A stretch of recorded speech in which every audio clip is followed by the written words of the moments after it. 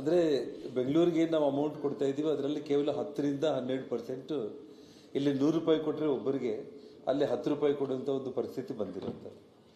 ಅಂದರೆ ಇನ್ನು ಅಭಿವೃದ್ಧಿ ಅನ್ನೋದು ಯಾವತ್ತಿಗೂ ನಾವು ಕಂಪೇರ್ ಮಾಡಿದ್ರೆ ಕಲ್ಯಾಣ ಕರ್ನಾಟಕ ಇದೇ ರೀತಿ ಹಿಂದುಳಿದ ಭಾಗವಾಗಿ ಉಳಿಯುವಂಥ ಒಂದು ಪರಿಸ್ಥಿತಿ ಮುಂದೆ ಹಾಗಾಗಿ ದಯಮಾಡಿ ಸರ್ಕಾರ ಇದ್ರ ಬಗ್ಗೆ ನಾನು ಇನ್ನೂ ವಿವರವಾಗಿ ಹೆಚ್ಚಾಗಿ ನಾನು ಬಿಡಿಸಿ ಹೇಳಲಿಕ್ಕೆ ಹೋಗಲ್ಲ.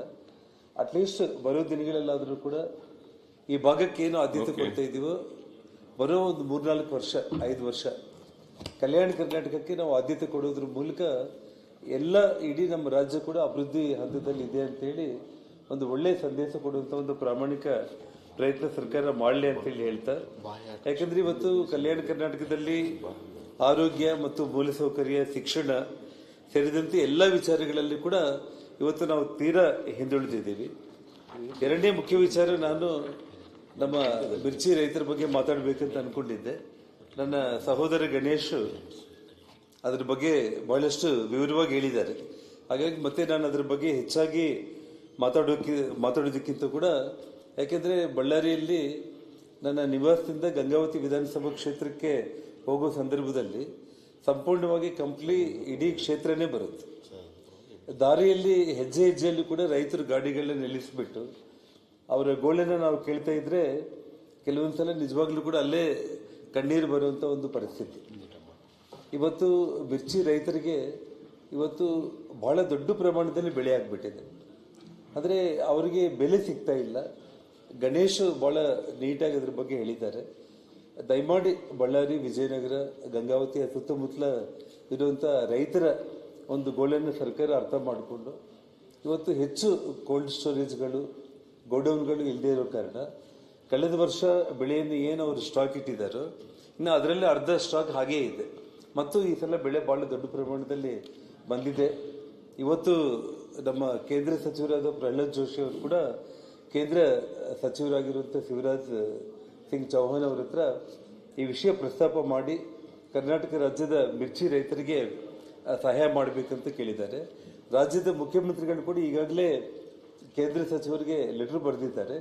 ಆ ವಿಷಯದಲ್ಲಿ ಎರಡು ರಾಜ್ಯ ಮತ್ತು ಕೇಂದ್ರ ಸರ್ಕಾರಗಳು ಮಿರ್ಚಿ ರೈತರ ಒಂದು ಸಹಾಯಕ್ಕೆ ಈ ಬಾರಿ ಬರಲೇಬೇಕು. ಇಲ್ಲ ಅಂತಂದ್ರೆ ಅಲ್ಲಿನ ಪರಿಸ್ಥಿತಿ ನೋಡ್ತಾ ಇದ್ರೆ ಗಣೇಶ್ ಅವರು ಹೇಳಿದಾಗೆ ಸುಮಾರು ರೈತರು ಆತ್ಮಹತ್ಯೆ ಮಾಡಿಕೊಳ್ಳುವಂತ ಒಂದು ಸ್ಥಿತಿ ನಿರ್ಮಾಣ ಆಗಿದೆ ಅಂತ ಹೇಳ್ತಾ, ಈ ವಿಷಯದಲ್ಲಿ ಗಣೇಶ್ ಅವರು ಏನೆಲ್ಲ ಮಾತಾಡಿದ್ದಾರೆ ಅದನ್ನ ತಾವು ರೆಕಾರ್ಡ್ ಮೂಲಕ ಸರ್ಕಾರದ ಗಮನಕ್ಕೆ ತಗೊಂಡೋಗಿ ಅದನ್ನು ಬಗೆಹರಿಸಬೇಕು ಅಂತೇಳಿ ನಾನು ಆ ಕಂಪ್ಲಿ ಭಾಗದ ಮತ್ತು ಬಳ್ಳಾರಿ ವಿಜಯನಗರ ಮಿರ್ಚಿ ರೈತರ ಪರವಾಗಿ ನನ್ನ ಮನವಿಯನ್ನು ಮಾಡ್ಕೊಳ್ತಾ ಇದ್ದೀನಿ ಸನ್ಮಾನ್ಯ ಸಭಾಧ್ಯಕ್ಷರೇ.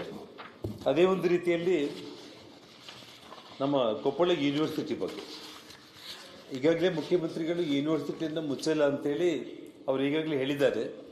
ಅದನ್ನು ನಾನು ಸ್ವಾಗತ ಮಾಡ್ತಾ ಇದ್ದೀನಿ. ಆದರೆ ಕೊಪ್ಪಳ ಯೂನಿವರ್ಸಿಟಿಯಲ್ಲಿ ಈಗಾಗಲೇ ಅವರು ಮುಚ್ಚಿಲ್ಲ ಅಂತಂದ್ರೂ ಕೂಡ ಮುಚ್ಚೋಗೋ ಸ್ಥಿತಿ ಬಂದಿದೆ. ಸುಮಾರು 40 ಕಾಲೇಜುಗಳು ಕೊಪ್ಪಳ ಯೂನಿವರ್ಸಿಟಿ ವ್ಯಾಪ್ತಿಗೆ ಬರ್ತಾ ಇರುವಂಥದ್ದು. 16,000 ವಿದ್ಯಾರ್ಥಿಗಳು ಈ ಯೂನಿವರ್ಸಿಟಿಯಲ್ಲಿ ವ್ಯಾಸಂಗ ಮಾಡ್ತಾ ಇರುವಂಥದ್ದು. ಯಾವುದೇ ರೀತಿ ಮೂಲಭೂತ ಸೌಲಭ್ಯಗಳನ್ನೋದು ಏನೂ ಇಲ್ಲ. ಇವತ್ತು ನಾನು ಅಲ್ಲಿ ಹೋಗಿ ಕಂಡಾಗ ವೈಸ್ ಚಾನ್ಸಲರು ಅಲ್ಲಿ ರವಿ ಅವರು ಅಂತೇಳಿ ಅವ್ರ ಜೊತೆಯಲ್ಲಿ ಹೋಗಿ ಮಾತಾಡಿದಾಗ ಅಲ್ಲಿ ಬಿಲ್ಡಿಂಗ್ ಬಿಟ್ಟರೆ ಯಾವುದೇ ಒಂದು ಸವಲತ್ತುಗಳು ಕೂಡ ಇಲ್ಲ. ಹಾಗಾಗಿ ಸರ್ಕಾರ ಮುಚ್ಚೋದಿಲ್ಲ ಅನ್ನೋದಕ್ಕಿಂತ ಕೂಡ ಯೂನಿವರ್ಸಿಟಿ ಮುಚ್ಚೋಗೋ ಸ್ಥಿತಿಗೆ ಬಂದಿರೋ ಕಾರಣ ನಮ್ಮ ಶಿವರಾಜ್ ಸಂಗಡಿಗೆ ಸಹೋದರ ಜಿಲ್ಲಾ ಉಸ್ತುವಾರಿ ಸಚಿವರಿದ್ದೀರಿ, ದಯಮಾಡಿ ಕೊಪ್ಪಳ ಯೂನಿವರ್ಸಿಟಿ ಬಗ್ಗೆ ಗಮನ ಹರಿಸಿ ಇವತ್ತು ಎಲ್ಲ ಸಚಿವರ ಜೊತೆ ಮಾತಾಡಿ ಅಲ್ಲಿ ಮೂಲಭೂತ ಸೌಲಭ್ಯಗಳನ್ನ ಒದಗಿಸಿ ಆ ಯೂನಿವರ್ಸಿಟಿ ಒಂದು ಒಳ್ಳೆಯ ಸ್ಥಿತಿಗೆ ಬರುವಂಥ ಒಂದು ವಿಚಾರಕ್ಕೆ ಸರ್ಕಾರ ಗಂಭೀರವಾಗಿ ಯೋಚನೆ ಮಾಡಬೇಕಂತ ಹೇಳ್ತಾ, ಇನ್ನೊಂದು ಮುಖ್ಯವಾದ ವಿಷಯ ಏನಂತಂದ್ರೆ ನಾನೊಂದು 5 ನಿಮಿಷಕ್ಕಿಂತ ಹೆಚ್ಚು ತಗೊಳ್ಳಲ್ಲ ಅಧ್ಯಕ್ಷ.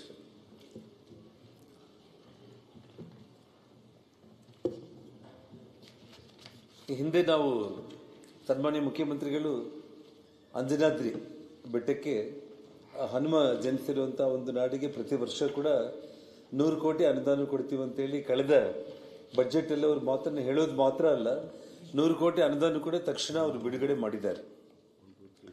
ಅದಕ್ಕೆ ಸಂಬಂಧಪಟ್ಟು ಇವತ್ತು ಕೆಲವೊಂದು ಕೆಲಸಗಳೆಲ್ಲ ಕೂಡ ಪ್ರಾರಂಭ ಆಗಿದೆ.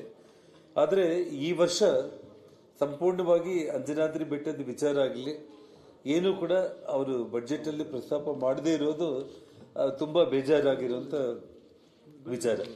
ಯಾಕಂದರೆ ಇವತ್ತು ಇಡೀ ಕೊಪ್ಪಳ ಜಿಲ್ಲೆ ಅಂತಂದರೆ ಅಂಜನಾದ್ರಿ ಹನುಮನ ನಾಡಿಗೆ ಇವತ್ತು ಒಂದು ದಿವಸಕ್ಕೆ ಕನಿಷ್ಠ ಅಂತಂದರೆ ಕೂಡ 20-25 ಸಾವಿರ ಜನ ಭಕ್ತಾದಿಗಳು ಇಡೀ ದೇಶ ವಿದೇಶಗಳಿಂದ ಬರ್ತಾ ಇದ್ದಾರೆ. ಹಾಗಾಗಿ ಅವರು ಪ್ರತಿ ವರ್ಷ ಅವ್ರು ಏನು 100 ಕೋಟಿ ಕೊಡ್ತೀವಂತ ಅವ್ರು ಮಾತು ಕೊಟ್ಟಿದ್ರು, ಆ ಮಾತನ್ನು ನಾನು ನೆನಪಿಸ್ತಾ ಇದ್ದೀನಿ. ಇವಾಗ ಅವರು ನಾಳೆ ಬಡ್ಜೆಟ್ ಒಂದು ಇದಕ್ಕೆ ಅವರು ಉತ್ತರ ಕೊಡುವಂಥ ಸಂದರ್ಭದಲ್ಲಾದರೂ ಕೂಡ ಆ ಅಂಜನಾದ್ರಿಗೆ 100 ಕೋಟಿ ಕೊಡ್ತೀವಿ ಅನ್ನೋ ಮಾತನ್ನ ಅವ್ರು ಏನು ಹೇಳಿದ್ದಾರೆ ಅದನ್ನ ಘೋಷಣೆ ಮಾಡಬೇಕಂತೇಳಿ ನಾನು ಸನ್ಮಾನ್ಯ ಮುಖ್ಯಮಂತ್ರಿಗಳಲ್ಲಿ ನಾನು ವಿನಂತಿ ಮಾಡ್ಕೊಳ್ತಾ ಇದ್ದೀನಿ.